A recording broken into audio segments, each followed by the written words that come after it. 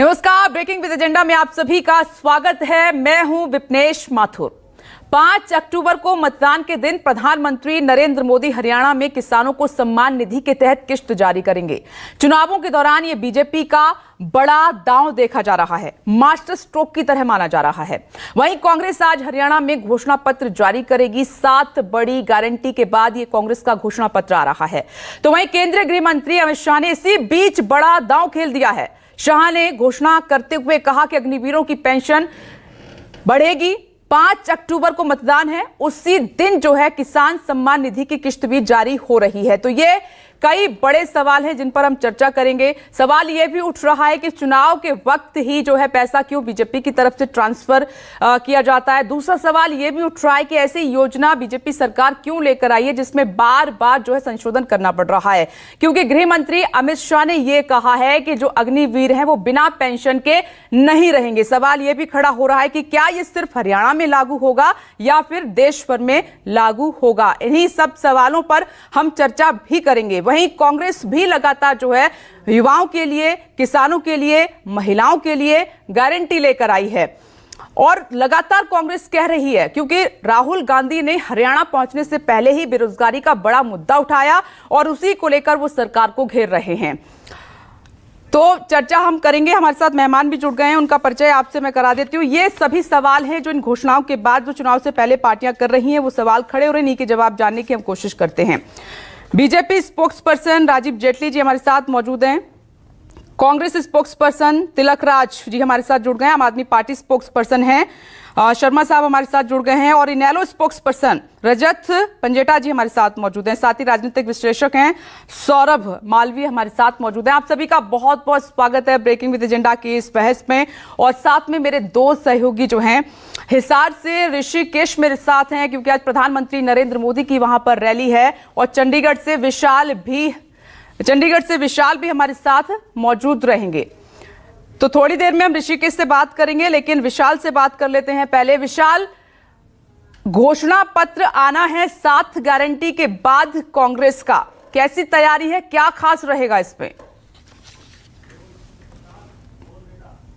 देखिए, आज पूरी तरह से कांग्रेस भवन को सजा दिया गया है और जिस तरह से 7 गारंटी कांग्रेस ने दी थी और उसके बाद आज जो कांग्रेस का घोषणा पत्र है वो कांग्रेस के प्रदेश अध्यक्ष उदय भान और पूर्व मुख्यमंत्री भूपेंद्र सिंह हुड्डा दोनों मिलकर इसको रिलीज भी करेंगे। और जो सूत्र भी बता रहे हैं, क्योंकि अभी तक सामने नहीं आया, लेकिन जो सूत्र बता रहे हैं कि 36 बरादरी को कांग्रेस ने पूरी तरह से टारगेट किया है और 36 बरादरी की अलग अलग जो स्कीमें हैं उस घोषणा पत्र में होंगी।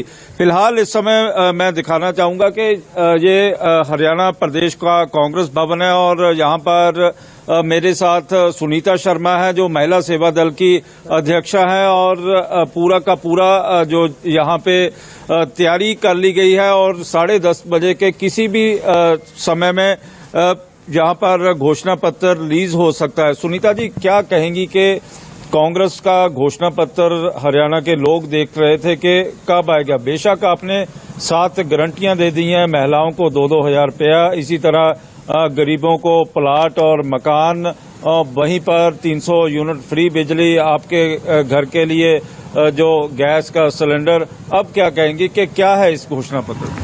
देखिए, मैं सुनीता शर्मा महिला सेवा दल से।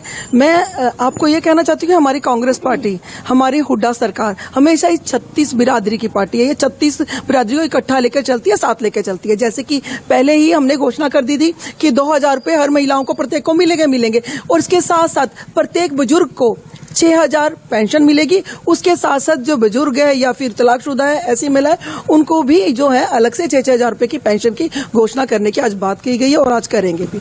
और किसानों के लिए मैं आपको ये बताना चाहती हूँ कि अभी जो है प्रधानमंत्री जी ने ये कहा है कि 5 तारीख को 5-5 लाख रुपए ये जो सम्मान में दिए जाएंगे। नहीं, सम्मान निधि है जो किसानों के खातों में जाती है। 5-5 लाख रुपए नहीं है, कम होते हैं, लेकिन किसानों की आर्थिक सहायता के लिए केंद्र सरकार उनकी फसल के चलते देती है। हाँ जी, वो देती है, लेकिन मैं ये जानना चाहती हूँ कि जो 700 शहादतें हुई है हमारे किसानों की, उनके सम्मान के लिए क्या कहेंगे प्रधानमंत्री जी? उनके एक सम्मान की बात भी बता दीजिए। उनके एक किसान के लिए उन्होंने सम्मान दिया है, और अब पता है ना, अभी इलेक्शन है ना, अब ये सरकार जाने वाली है, ये झूठों की जुमलों की सरकार जाने वाली है, इसलिए अब ये सिर्फ जुमला फेंक रहे हैं किसानों के कि हाँ जी, अब कोई भी जुमलों में आने वाला नहीं है। प्रधानमंत्री जी, आप सुन लीजिए। और आज जो है हमारा घोषणा पत्र, हमारे प्रदेश अध्यक्ष उदय भान जी और हमारे जो है हमारे हुड्डा जी है ना, वो आ रहे हैं और घोषणा पत्र जारी करेंगे। वो आज जो है हम सब आ रहे हैं। देखिए विपनेश, क्योंकि कहीं ना कहीं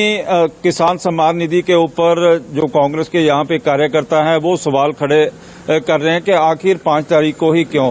बेशक यहाँ पर मेरे साथ कुछ और लोग भी होंगे, क्योंकि अभी यहाँ पर आलोक शर्मा पहुंच चुके हैं, जो यहाँ पर कांग्रेस के अध्यक्ष भी हैं, और यहाँ पर राजस्थान से डॉक्टर शर्मा भी हैं। मैम, क्या कहेंगी कि किस तरह से आज जो घोषणा पत्र है, क्योंकि आप विधायिका हैं राजस्थान से, तो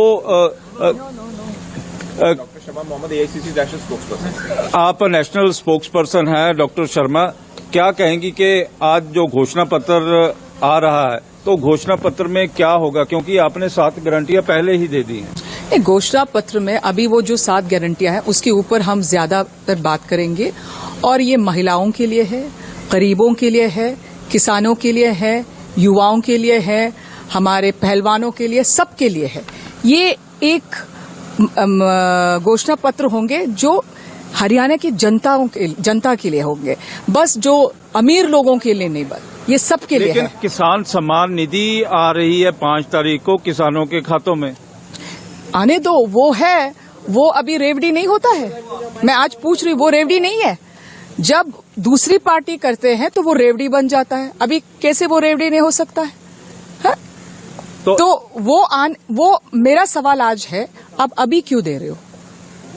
10 साल आप थे, आप शासन में थे, क्यों नहीं किया? किसान सम्मान निधि तो पहले भी आती रही है, लेकिन बीच में उसने कम किया, अभी वो बढ़ा दिया।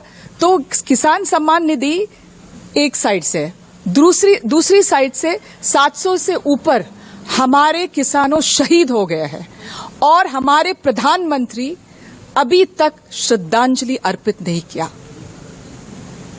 अभी भी दीवारें हैं। पंजाब से किसान हरियाणा के अंदर नहीं आ सकते, शंभू बॉर्डर पे। क्यों?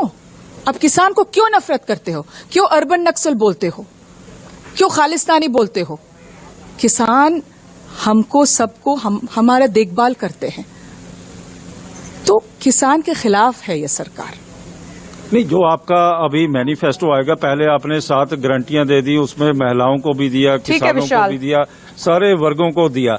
अब इसमें कहा जा रहा है कि 36 बिरादरी को जो मैनिफेस्टो टारगेट करेगा, अलग अलग जो यहाँ पर समुदाय हैं। हाँ, तो उसमें क्या है कि आप पूछ रहे हैं, मुझे एक सवाल पूछा आपने, आप मैनिफेस्टो, क्या मैनिफेस्टो में होंगे? एक जब चुनाव लड़ते हैं कोई भी पक्ष, ठीक है विशाल, आते हैं, आगे भी इनसे बातचीत जारी रहेगी, आप बने रहें। अब सीधे हिसार का रुख कर लेते हैं, वहां से